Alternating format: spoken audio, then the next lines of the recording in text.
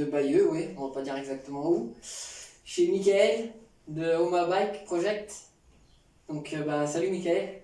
Bonjour. Content de te revoir, ça fait un paquet d'années que je t'avais pas vu. Effectivement, il y a quelques années. Ouais. Du temps de chez Cofidis. Ouais.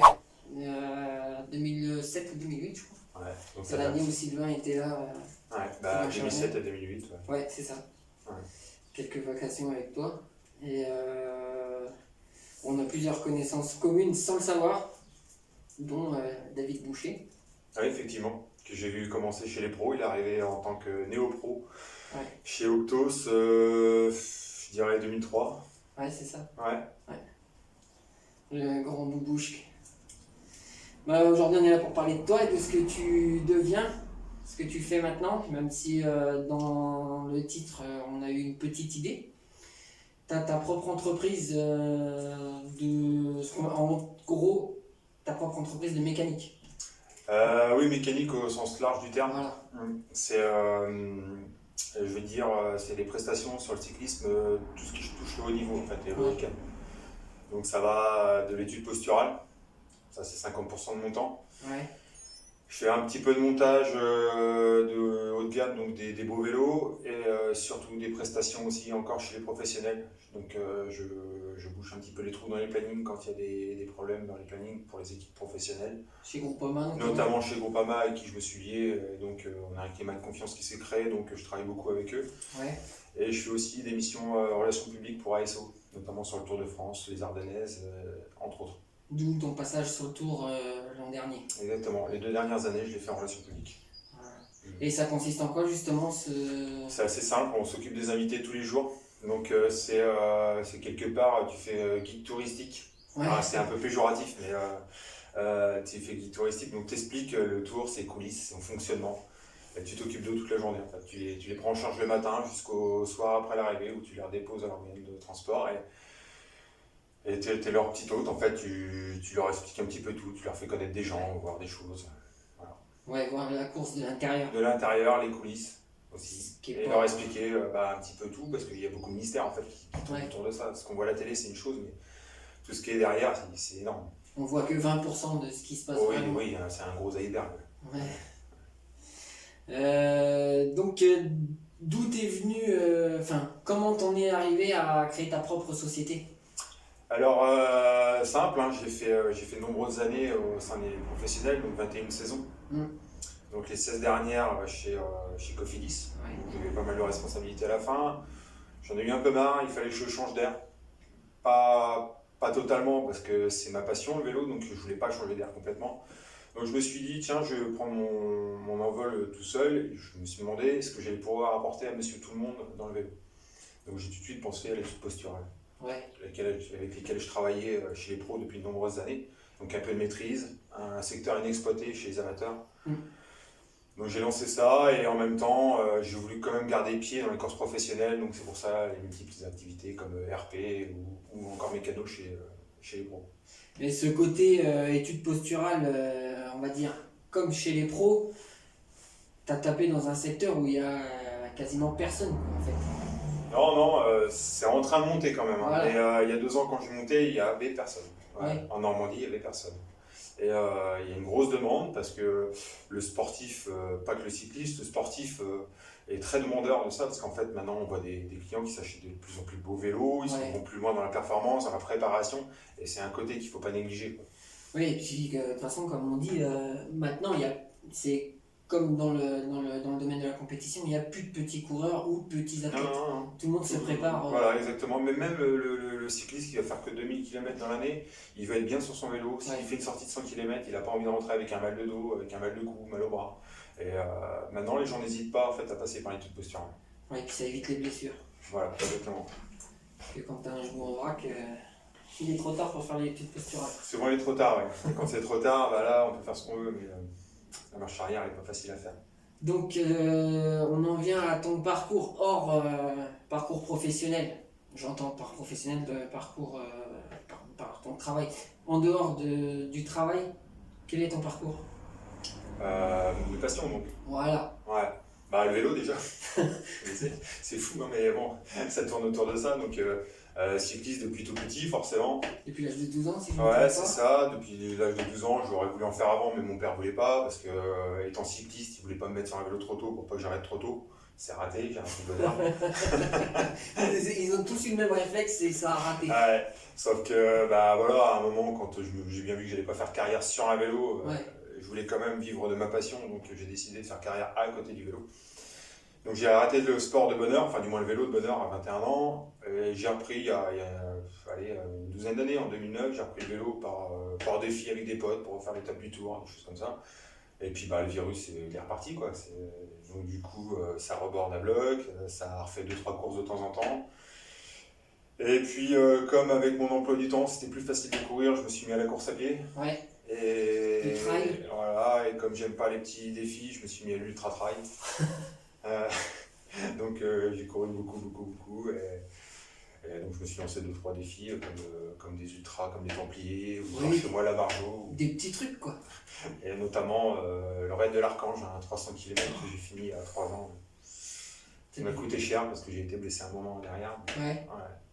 Mais non, mais c'est une vraie passion. J'aime bien aller dans l'endurance en fait. Même Ouais. le vélo maintenant, les compétitions c'est plus trop mon truc, mais par contre j'adore aller faire une sortie de 200 bornes, 300 bornes, c'est un réel plaisir ça. Ouais, t'as un gros moteur, un J'aime bon gros l'endurance. diesel. Ouais, j'aime l'endurance. Ouais.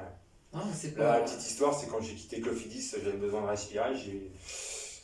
J'ai voulu aller voir des potes à travers la France. J'ai équipé mon vélo d'un sac de 12 litres à l'arrière, j'ai pris mon sac de trail sur le dos et j'ai traversé la France. J'ai fait 1200 bornes en 7 jours. Comme ça, en autosuffisance. Quand même. Ouais, C'est pas mal. Hein. Ça m'a fait du bien. Ça parlera aux ultras. Bon, après, je connais tellement l'ultra cycling que ça leur fait pas peur, des choses comme ça. Oui, mais quand tu dis ça pour le commun des mortels, les mecs ils vont dire oh, mais t'es malade quoi. Même à nous, les coureurs, moi je fais 300 bornes, je suis d'équerre. Alors, je me dis 1700 bornes, mais ouais, 1200. C'est énorme quand même. Donc, bah, tu fais du trail en loisir. Voilà. Tu fais du vélo, tu cours quasiment plus. Non, bah avec l'emploi du temps, c'était compliqué. Si, je faisais quand même, en grosso modo, une dizaine de courses l'année. Ouais. Puisqu'on s'est revus sur une course par hasard du côté de Lisieux. Et les Igny-sur-Mer aussi, pas très longtemps, je crois, la dernière fois.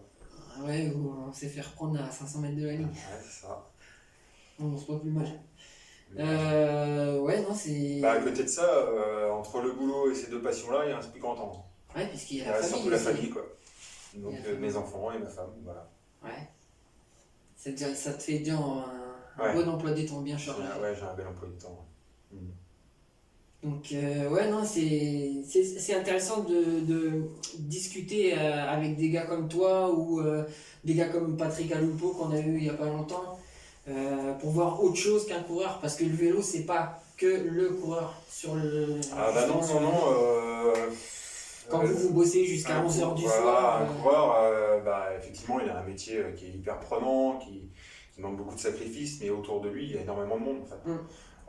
Si on veut prendre un petit peu la mesure des choses, sur un Tour de France, pour 8 coureurs, il y a au minimum 30 membres du personnel. Ouais, c'est énorme. Hein. Donc c'est quasiment 3 voire 4 personnes par coureur. Ouais.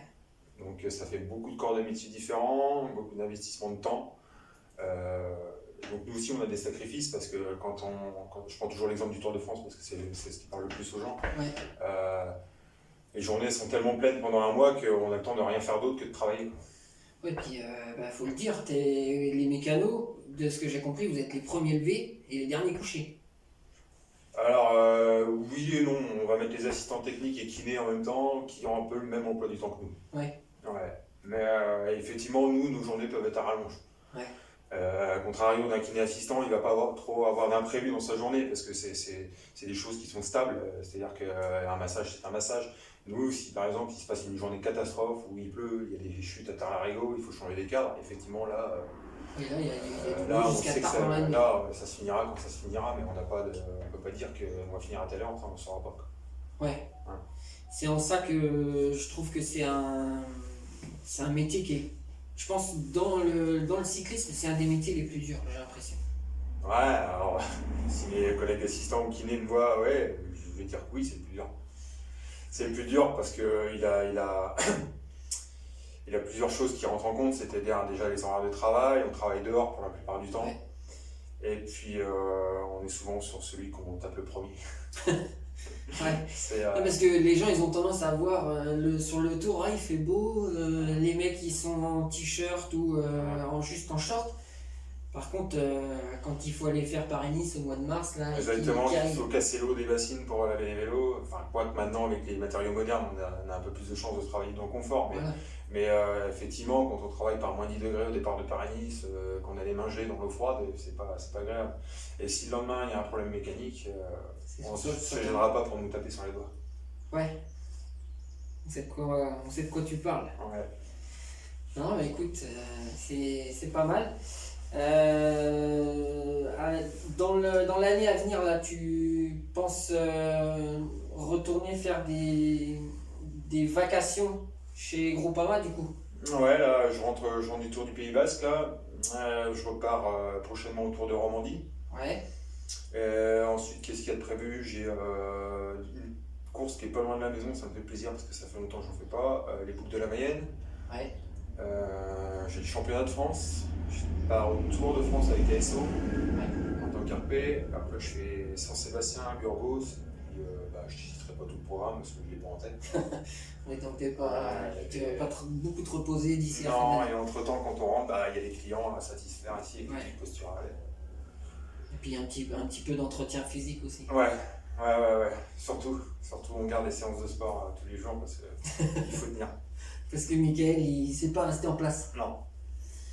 Donc voilà, écoute, ça m'a fait plaisir de te revoir et puis de partager ça avec les abonnés de la chaîne. Et puis si ça peut éveiller des vocations. Oui, on en demande des jeunes. Parce que c'est un métier qui fait rêver, mais beaucoup de jeunes veulent le faire. Mais le problème, c'est quand ils arrivent, ils ne s'imaginent pas de ce que c'est. Ouais. On voit vraiment le devant de la vitrine, c'est-à-dire que c'est tout beau, on compte les coureurs, les plus belles courses du monde, mais derrière tout le travail qu'il y a à faire, il est hyper contraignant, il est hyper fatigant. Et la plupart des jeunes qui viennent et repartent aussi vite qu'ils sont arrivés parce qu'ils ne voient pas ça comme ça en fait. Ils font une année et puis ils s'en vont. Voilà, puis il faut conjuguer la vie de famille avec, c'est un équilibre à avoir et ça tout le monde n'a pas la chance de pouvoir le faire. Ouais. J'ai eu la chance que ma femme accepte tout de suite ce que je faisais, on a créé un équilibre là-dessus, mais c'est pas, tout le monde n'est pas égaux par rapport à ça. Ouais. Non, puis faut bien remettre les choses dans leur contexte. C'est peut-être notre passion, mais c'est le monde du travail. Complètement, c'est le monde du travail. On n'est pas chez les business. Ouais, c'est aujourd'hui, plus qu'encore il y a 20 ans, quand je suis arrivé, maintenant c'est des vraies entreprises. Quoi. Vous avez un DAF, vous avez un délégué du personnel, on est obligé de rendre des comptes en permanence et c'est une véritable entreprise. Parce que c'est de plus en plus exigeant, mais par répercussion, on vous en demande de plus en plus à vous, les mécanos, les assistants, les kinés. Oui, c'est ça en fait. Le niveau d'exigence, il s'est élevé pour les coureurs forcément, parce qu'on leur demande aussi d'être de plus en plus performants tout le temps. Donc on demande la même chose au personnel, et donc pas seulement les coureurs, mais les dirigeants, les directeurs sportifs. Donc je ne veux pas dire qu'on n'a plus le droit à l'erreur, mais en fait, on essaie de limiter toutes ces erreurs-là et il faut faire vraiment attention à chaque instant. Quoi. Les tourderies n'ont pas sa place. Ouais, parce que, entre guillemets, t'as la vie des mecs entre les mains. Quoi. Ouais, la vie des mecs entre les mains, exactement. Ouais. Quand on fait descendre des mecs sur des boyaux qu'on vient de coller la veille dans des cylindres de colle, que ça descend à 100 à l'heure, on serre toujours un peu les fesses. Hein. Ouais. Puis, comme tu disais tout à l'heure, s'il y a moins de problème, c'est le mécano qui prend. Puis quand on fait perdre une grosse course à un coureur, je dirais pas qu'on fait perdre parce que c'est lui qui est sur le vélo, mais s'il y a un problème technique, c'est sur toi que ça tombe. C'est arrivé, forcément, l'erreur est humaine, on le dira toujours, mais. Mais elle n'a pas sa place. Elle n'a pas sa place chez les pros. Voilà. Est-ce que tu as des petites anecdotes de ton métier que tu pourrais nous partager, des trucs marrants ou les plus beaux moments que tu as vécus? Des anecdotes, il y en a tellement, je pourrais même pas en citer une, mais des beaux moments, des victoires sur le tour forcément. Ouais. Je la cite souvent, hein, mon Montcoutier le 14 juillet. Ça c'était énorme ça. C'est magnifique. C'était en plus c'est un bon gars. C'était mon premier tour, donc ma première victoire d'étape en tant que mécano sur un grand tour. À savoir, j'ai fait 14 Tours de France en tant que mécano. Donc, j'ai eu aussi la belle saison des classiques en 2008 avec Cofidis, où Sylvain gagne à travers les Flandres, il gagne la Brabançonne. On fait 2 des Flandres avec Nick Nuyens, où là, quand tu es dans la voiture et que ça joue la gagne, toi, t'es là, tu fais partie du truc. C'est le palpitant à 170, 180. T'as toujours les poils qui te restent. Le soir, t'es une loge parce que t'as bouffé du chou. Ouais. Et ça, on ne se rend pas bien compte, nous, parce qu'on ne voit pas. Moi, j'ai ma petite idée parce que j'ai travaillé un petit peu avec toi et avec mon cousin Gilles Mauduit. Mais on ne se rend pas compte ce que ça prend comme énergie quand tu es dans la bagnole parce que tu es toujours sur le qui-vive. Bien sûr. Des fois, on rigole parce que ça nous arrive que ce soit un peu lassant, en fait, une étape, comme je dirais, une étape du tour toute plate. Ouais. Première semaine. On se prend à somnoler un petit peu des fois, mais en fait, on ne dort jamais vraiment. On écoute la radio d'une oreille, la radio des coureurs d'une oreille, la radio course de l'autre, et puis on est toujours vigilant. Non, c'est entre guillemets, enfin c'est pas entre guillemets, moi je trouve ça passionnant. Après, à longueur d'année, il faut avoir quand même la tête et la caisse pour... c'est usant, ouais. À savoir nerveusement, ça doit un membre du personnel, ça part entre 180 et 200 jours dans une année, de chez soi. Donc c'est tout ce temps-là que tu vois pas tes enfants et ta femme. Ouais. Et même quand on est au travail, il y a des fois des jours compliqués d'appeler la famille parce qu'on finit tard, on n'a pas les mêmes horaires. Ouais. Tu vas pas appeler un gamin à 11h30 du soir. Non, voilà. Et en même temps, on va pas se mettre à appeler au moment où on est en train de faire les vélos. Ouais.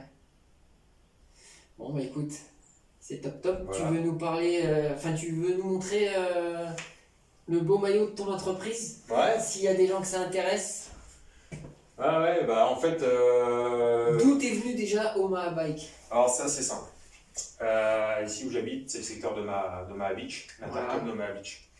Et étant passionné de cette période de l'histoire du débarquement, en fait, depuis tout gamin, il m'a pris l'idée de mettre le nom d'Omaha dans mon nom de société, donc Omaha Bike Project. Donc on a rajouté aussi l'étoile, la petite étoile des Alliés, débarquement. D'accord. Donc avec la chaîne pour rappeler le vélo. Donc d'où la couleur kaki. Ouais, très beau maillot. Je trouvais que kaki ça changeait, on voit beaucoup de noir. Je voulais quelque chose de sobre, mais pas non plus noir. Donc, mais c'est classe. Donc kaki avec des manches blanches. Donc là, on a les petits drapeaux qui rappellent les Alliés qui ont débarqué en Normandie. Voilà. Les États-Unis, Canada. Oui, il y a même les Polonais, donc Canada, Angleterre, France. Là, c'est un petit logo d'un pote passionné de vélo qui a des vignes en Auvergne. Ouais.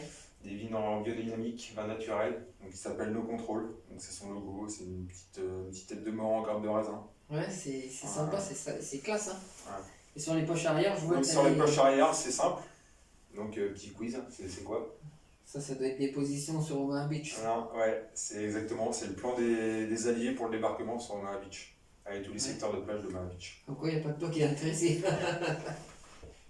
Donc vous retrouvez Maillot et Cuissard sur... où est-ce qu'on peut les retrouver? Alors sur ma page Facebook ou sur mon site internet ou sur Insta. Impeccable. Voilà. Donc moi je vous conseille d'acheter parce qu'en plus c'est de la bonne qualité. Oui, étant donné que j'aime bien la qualité, il était hors de question que je fasse des fringues médiocres, donc oui j'ai pris de la qualité haut de gamme. Ouais. Ça se voit à la coupe et aux coutures, tout ça c'est propre. Oui, c'est du haut de gamme, c'est une marque espagnole en calvant de poupe, oui. Ouais.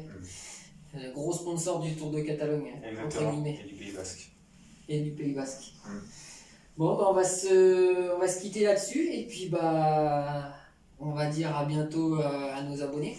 Et puis dans les semaines à venir, on essaiera d'aller voir d'autres personnes du milieu du cyclisme, organisateurs, coureurs. On va essayer de retrouver des coureurs et puis on se donne rendez-vous pour nos débriefs, etc., comme d'habitude. Donc si vous avez aimé, vous abonnez, le petit pouce bleu, ça mange pas de pain, et puis vous partagez surtout. Allez, salut!